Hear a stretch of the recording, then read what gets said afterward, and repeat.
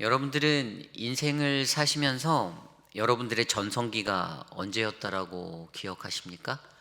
뭐 전성기라고 말한다라고 해서 뭐 가장 젊었을 때를 이야기하는 것은 아니고요. 그냥 자기 스스로가 나는 참으로 그때는 잘 나갔었는데, 나는 좀 힘이 있었는데, 나는 강했는데, 뭐 이런 내가 갖고 있었던 내 인생의 그 시간 속에 그때가 언제이십니까? 누구나 다 그러한 인생의 시간들이 있을 거라고 저는 생각합니다. 저도 생각해 보면 잘 나갔던 때는 아니고요. 제 인생에 있어서 가장 젊었을 때, 한 20대 때는 너무나도 혈기왕성해서 진짜 돌멩이도 씹어먹을 것 같은 그러한 막 열정이 있었고요. 그런 어떤 기운이 있었던 그러한 시간들이 기억납니다. 여러분들 앞에서 말씀드릴 것은 아니지만 40이 넘은 나이를 살다 보니 이제는 돌멩이도 못 씹어먹을 것 같고 그런 생각이 들어요. 그런데 이처럼 우리들이 사는 인생 속에서 분명히 내가 강하다라고 느껴질 때, 내가 너무나도 힘이 넘쳐서 좋다라고 느껴질 때가 누구나 다 한 번은 있을 거라는 것을 말씀드리고자 하는 겁니다. 인간에게 누구나 그러한 시간이 있듯이 이 세상의 이치도 그러한 시간 속에 나라와 나라가, 민족과 민족들이 그렇게 움직였던 역사의 시간들이 있습니다. 우리가 예레미야서를 통해서 계속해서 들여다보고 있는 바벨론이라는 나라가 그리하였습니다. 바벨론이 가장 강했던 때가 우리가 말씀에서 요즘에 보고 있는 느부갓네살 왕, 성경에 기록된, 정확히 따지자면 느부갓네살 2세죠. 그 사람이 이 나라를 다스릴 때 BC 605년에서 BC 562년도 사이에, 그때가 가장 바벨론의 멸망의 시기까지가 강했던 그러한 강성한 시기였습니다. 그런데도 그러한 강했다라고 믿고 살아가는 그들의 그 시간 속에서 이 나라는 자신이 멸망하지 않을 거라는 힘의 원리를 가지고 살았지만 결국에는 하나님의 심판 앞에 서게 될 수밖에 없었던 이야기를 우리는 듣습니다. 좀 더 나아가 볼까요? 이 바벨론의 포로기에 남유다가, 이스라엘 백성들이 붙잡혀 갔던 그러한 시간부터 예수님이 오시기까지 시간은 역사적으로 약 700년의 시간입니다. 그런데 그 시간 속에 제국의 역사는 네 개의 강대국이 사라지고 드러나는 그러한 역사의 시간이었죠. 바벨론이 있었고요. 바벨론 다음에 바벨론을 이긴 페르시아라는 페르시아 제국이 있었고요. 페르시아가 헬라라는 또 알렉산더 대왕의 그 헬라 제국에 의해서 또 무너지죠. 그리고 나서 헬라는 어떻습니까? 로마라는 로마 제국에 의해서 무너지는, 예수님이 계시기까지의 700년의 시간 동안에 인간들, 우리가 세상에 사는 인간의 역사는 뭐 그렇게 소리 소문 없이 사라지고 또 세워지는 그러한 역사의 흐름을 산다라는 것입니다. 이것을 통해서 우리가 생각해 보아야 하는 것이 무엇일까요? 내가 강하다고 자랑할 것이 아무것도 없다라는 것. 우리의 인생은 그냥 왔다가 사라지는 하나님의 그러한 손바닥에서, 하나님의 섭리 안에서 그냥 그렇게 지나가는 그러한 것일 뿐이다라는 것이죠. 내가 살고 있는 그 시간들을 바라볼 수 있는 능력은 바로 하나님의 섭리와 하나님의 역사를 바라볼 수 있는 눈이라 저는 그렇게 믿습니다. 내가 생각하고 내가 계획하는 것, 내 인생 가운데 내가 생각하는 것들이 잘 되지 않습니까? 내가 생각하는 것들대로 모든 것들이 착착착착착착 맞아서 떨어지기를 소망하십니까?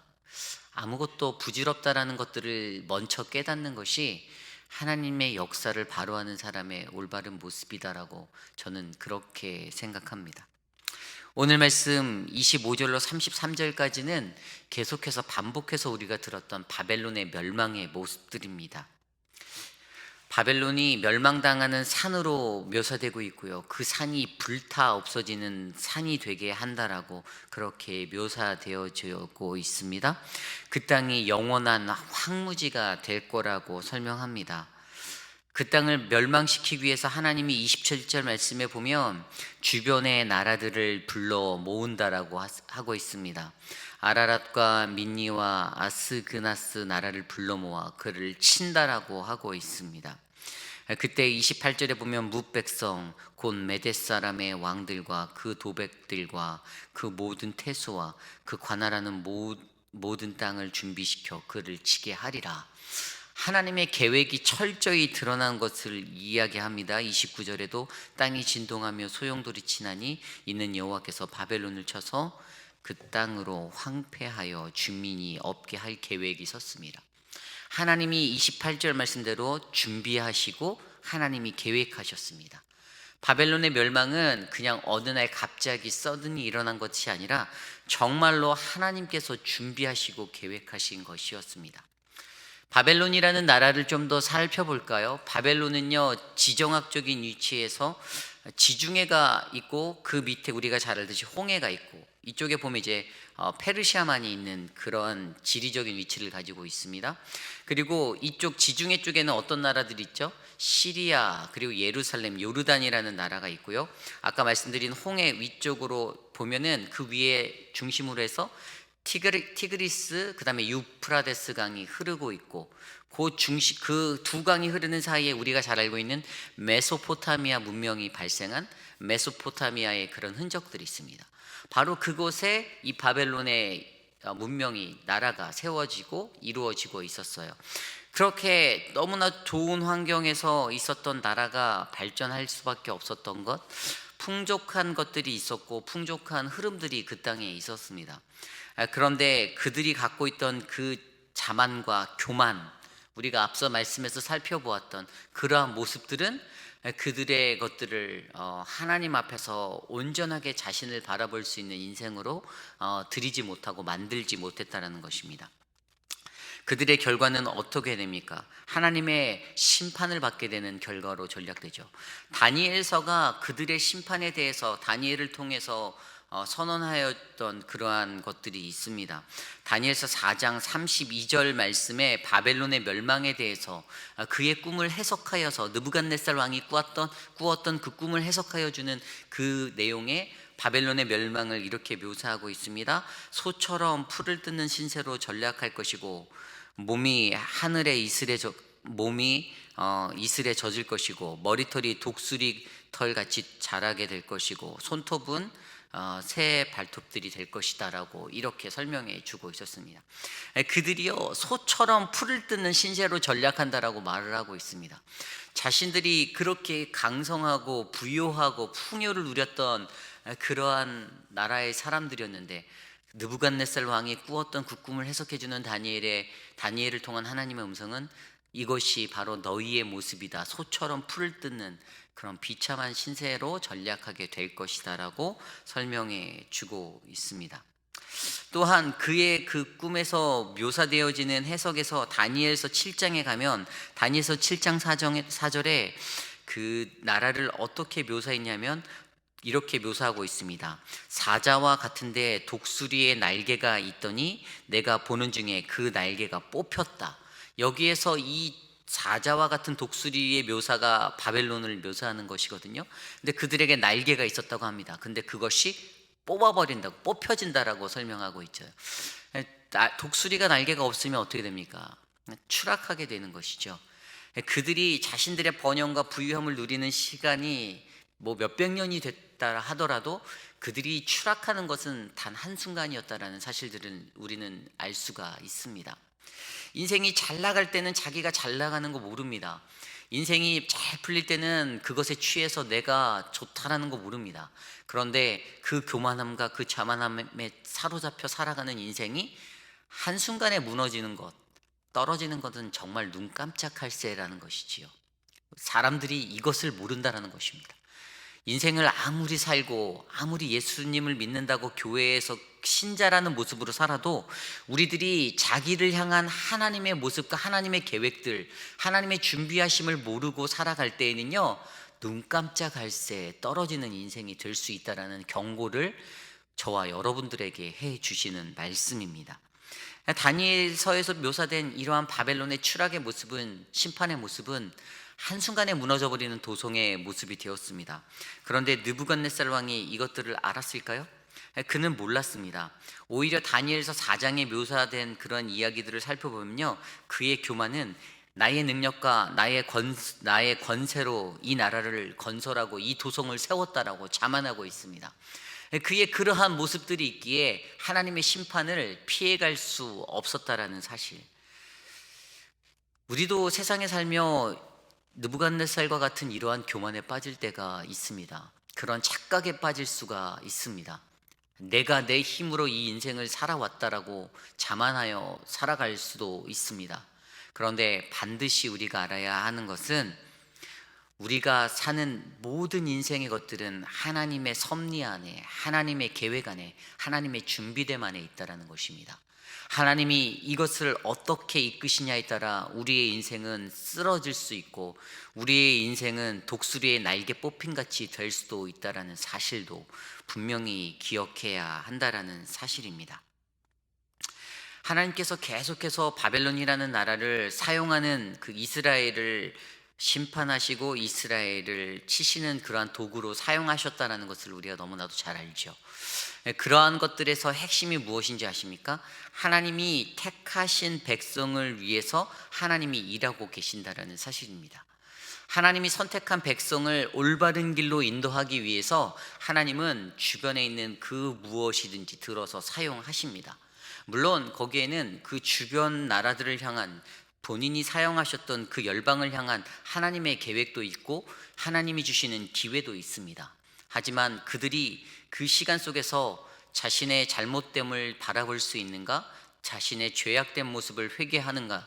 이것에 따라 그들의 인생이, 그들의 발걸음이 온전한 길로 이끌어질 수 있냐 없냐의 것으로 이끌려 갈 수 있다는 사실을 우리는 바라보아야 합니다. 사실 우리가 바벨론의 이야기는 이 예레미야서나 예언서들에만 기록된 것들이 전부 다가 아닙니다. 요한계시록에 보면 바벨론의 이야기에 대해서 설명해 주고 있습니다. 요한계시록 18장 2절에 보면 큰 성 바벨론이라고 하고 이렇게 기록이 나오는데요. 천사들이 나와서 천사를 통해서 묘사되어지는, 선언되어지는 그런 이야기 속에 그렇게 나오고 있는 나라가 있습니다. 그것이 바로 큰 성 바벨론인데요. 큰 성 바벨론이 나타내는 것이 무엇일까요? 계시록을 통해서 나타내는 것은 세상에서 너무나도 희망찬란하고 화려하고 너무나도 풍족하게 풍요하게 살아가는 물질 가운데 젖어 있는 그러한 모습들을 바로 이 큰 성 바벨론으로 묘사하고 있었습니다. 그런데 그 나라가 계시록 16장에 이렇게 설명되고 있습니다. 계시록 16장 19절. 과거에 이 나라가 멸망되어질 것에 대해서 이야기한 큰 성 바벨론, 그 나라가 세 갈래로 갈라져서 다시는 일어서지 못할 것으로 멸망한다라고 설명해 주고 있습니다. 이것은 무엇을 얘기합니까? 이미 과거에 바벨론이 멸망되어진 것이죠. 계시록이 기록되기 이전에 바벨론은 멸망하였습니다. 그런데 그 도성이 이 세상 가운데 또 존재한다는 것입니다. 그리고 그 도성이 미래에도 세 갈래로 갈라져서 다시는 재기불능할 것으로 만들어지고 심판받게 되는 완전한 심판을 받게 될 것이라 설명합니다. 이것이 바로 그 바벨론, 세상의 풍요와 물질에 빠져 살아가는 그 큰 도성 바벨론에 젖어 사는 우리들을 향한 하나님의 경고입니다. 요한계시록 18장 2절에도 큰 성 바벨론이 무너졌도다, 무너졌도다. 큰 성 바벨론이 무너졌도다. 귀신의 초소와 각종 더러운 영이 모이는 곳, 가증한 새들이 모이는 곳이 무너졌도다라고 기록되어져 있습니다. 큰 성 바벨론은요, 귀신의 처소와 각종 더러운 음란한 모든 것들이 집결되어져 있는 세상의 물질의 그 풍요에 젖어 빠져드는 그러한 도성입니다. 그 도성이 어떻게 해요? 무너졌다라고 설명하고 있습니다. 오늘 이 시대를 살아가는 우리의 터전이 어찌 보면 큰 성 바벨론이 될 수 있습니다. 사람의 권력과 사람의 힘과 돈과 명예와 이런 것들을 쫓는 것, 음란하고 방탕한, 허랑방탕한 모든 것들이 우리들의 인생을 뒤덮는 것, 하나님 없이 그렇게 살아가는 그러한 사람들의 모습, 그것이 바로 우리들 자신일 수 있고 바로 우리의 가족이 될 수도 있다는 사실입니다. 사랑하는 성도 여러분, 우리들의 인생 가운데 어떠한 인생의 처지를 살고 계십니까? 큰 도성 바벨론, 그 성에서 세상의 것들을 누리며 나는 편안하다, 내 인생 이대로 만족한다라고 살고 있습니까? 설령 내 가족 중에, 내 함께하는 자녀 중에, 내 사랑하는 남편이나 아내 중에 그런 물질과 그런 세상의 풍요에 빠져 살아가는 자들은 없습니까? 아직도 하나님이 우리의 주권자 되시고 나의 섭리자 되시고 나의 모든 것들 되심을 인정하지 못한 채 나는 이대로가 좋사오니 하며 오늘 이 하루도 그렇게 한 시간 한 시간 살아가는 자들이 우리들 주변에 있진 않습니까? 하나님께서는요, 그 도성은 반드시 심판받고 멸망당할 도성이다라고 우리에게 설명해 주고 계십니다. 그렇다면 우리들이 해야 할 것들은 무엇일까요? 우리들은 그 도성에 사는 그러한 자들을 위해서 기도해야 합니다. 그들이 하나님 앞에 다시 돌아와 구원받을 수 있는 하나님의 백성이 될 수 있도록 우리가 간구하며 나가야 한다는 것이죠. 그런데 오늘 묵상한 말씀에서 이스라엘 백성들은 어떠한 모습으로 나가야 합니까? 34절 이후에 어떤 모습이 그려지냐면요, 그들이 바벨론에 70년의 포로기를 보내고 그들이 처했던 그런 상황 속에서 억울함과 한 맺힌 것들을 토로하고 있습니다. 바벨론의 느부갓네살 왕이 나를 먹이며 나를 멸하며 나를 빈 그릇 되게 하며 큰 뱀같이 나를 삼키며 나의 좋은 음식으로 그의 배를 채우고 나를 쫓아내었으니 내가 받은 폭행과 내 육체에 대한 학대가 바벨론에 돌아가기를 원한다. 이것이 이스라엘 백성들이 갖고 있는 태도와 모습이었습니다. 그들이 갖고 있는 한 충분히 이해합니다. 70년의 시간 얼마나 고됐을지 이해합니다. 그런데 그들이 생각하는 것은 내가 저들 때문에 빈 그릇이 되었고, 내가 저들 때문에 폭행당했고, 내가 저들 때문에 학대를 당하였다라고 생각하는 그 모습의 태도가 있습니다. 하나님을 믿는 믿음의 백성이고 신자로 살면서도 그들의 태도는 여전히 변하지 않고 여전히 하나님 앞에서 자기 중심적인 것들로 바라보는 것입니다. 저들 때문에 내가 고통당했습니다. 저들 때문에 내가 학대받았습니다. 그래서 이 모든 것들이 저들에게 고스란히 돌아가게 원합니다라고 보복성의 것들을 이야기하는 겁니다. 그런데 이것들 안에서 하나님이 그들을 불쌍히 바라보시고 긍휼히 바라보시고 해주시는 말씀이 36절입니다. 여호와께서 이와 같이 말씀하시되 보라, 내가 내 송사를 듣고 너를 위하여 보복하여 그의 바다를 말리며 그의 샘을 말리리니 바벨론이 돌무더기가 되어서 승냥이의 거처와 혐오의 대상과 탄식거리가 되고 주민이 없으리라. 40절에 내가 그들을 끌어내려서 어린 양과 수량과 수렴소가 도살장으로 가는 것 같게 하리라. 그들의 악한 마음을 붓고 하나님 앞에 그렇게 탄원하고 그렇게 말하는, 고발하고 고소하는 이 장면 속에서도 하나님께서는 뭐라고 말씀하십니까? 내가 내 송사를 듣고 내 고발을 듣고 너를 위하여 보복해 주겠어 라고 이야기해 주십니다. 그런데 우리가 여기서 한 가지 잘 알아야 되는 것은 하나님이 언제나 이렇게 하시지 않는다는 것입니다. 예레미야서 30장 말씀에 보면요, 하나님이 그들의 말씀, 그들의 탄원을 거절하신 적도 있습니다. 너희는 심판받을 수밖에 없다, 내가 너희를 구하지 않을 것이다 라고 말씀하신 부분도 있습니다. 그런데 오늘 이 말씀 속에서는 하나님께서 그들의 송사, 고발을 듣고 그래, 내가 너희를 위하여 일해 주겠다, 내가 너희를 위하여 보복해 주겠다라고 말씀해 주시는 것입니다. 여기에서 우리가 깨달아 알 수 있는 한 가지 사실은 하나님이 선택하신 하나님의 백성을 향한 하나님의 마음입니다. 하나님이 그의 백성 삼고 그의 자녀 삼은 사람은 끝까지 포기하지 않고 버리지 않겠다라는 믿음의 약속을 보여주시는 것입니다. 사실 이스라엘 백성의 입장에서 제가 앞에 설명드린 이스라엘이 탄원한 그 모습은 솔직히 그들의 자세와 태도로 봤을 때는 형편없는 모습입니다. 제가 보기에도 형편없는 모습입니다. 그런데도 하나님께서는 그들을 향해서 그래, 내가 너를 위해 보복하여 줄게, 내가 너의 송사를 들어줄게라고 말하는 겁니다. 내 상황이 어렵고 내가 힘든 것들이 있을 때 하나님께 이야기하지 않습니까? 하나님께서 근데 우리에게 말씀하시는 것은요, 우리의 이런 이스라엘 같이 탄원하는 하나님, 왜 나에게 이런 고통을 주십니까? 하나님, 왜 내가 이런 고난 당해야 합니까? 라고 이야기하는 그 자신의 스스로의 모습들을 더 명쾌하게 바라보기를 원하신다라는 사실입니다. 이것이 바로 오늘의 말씀을 통해서 우리에게 보여주시는 하나님의 모습입니다. 하나님이 우리의 탄원, 우리의 고발, 우리의 호소 들으십니다. 한 맺힌 나의 목소리 들으십니다. 우리가 그의 사랑하는 자녀이기 때문에 그의 소리 듣고 보복하여 주실 것들 다 가지고 계시고 계획하고 준비하십니다. 그런데 그 속에서 우리가 바로 깨달아 알아야 하는 것은 무엇입니까?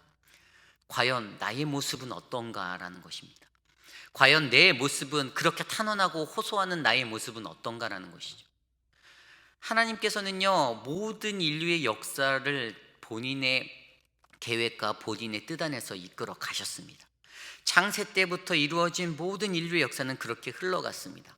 아무리 강성한 제국이라도 할지라도 그들도 하나님 앞에서는 한 줌의 모래와 같은 것이 되었습니다. 아수르라는 나라도요, 그 대제국의 500년의 나라를 지속하는 그 강성한 시간 동안에 멸망은 단 하루였습니다. 그 아수르가 유적지를 찾아볼 수 없게 그냥 사라졌던 나라가 되었고요, 후에 그 헤로도토스의 그것에 의하면 그 나라가 발견된 것은 아주 한참 뒤에 그냥 모래와 바람처럼 사라진 나라가 아수르의 문명이었습니다. 바벨론도 동일한 그러한 역사의 시간을 보냈습니다. 자신들이 누렸던 번영, 부귀, 영광 단 한순간에 무너져 버린 것들이 되었습니다. 이것들이 우리들의 인생들을 바라보게 하는 것입니다. 우리도 하나님께서 창조한 피조물로 이 땅에 살면서 우리도 하나님이 어떠한 분인지를 올바로 알아야 한다는 사실, 내 인생은 내 손에 달려있는 것이 아닙니다. 내 인생은 내가 갖고 있는 지식과 내 힘에 의해 펼쳐지는 것이 아닙니다. 하나님의 손 안에서 하나님의 이끌림대로 이끌어 갈 수 있다는 사실들을 바로 우리가 바르게 깨달아 알아서 바로 이 세상을 살아갈 때 하나님만이 오직 내 인생의 모든 것 되심을 고백하는 그러한 인생이 되시기를 간절히 소망합니다. 오늘 주신 말씀을 놓고 함께 기도하기 원합니다.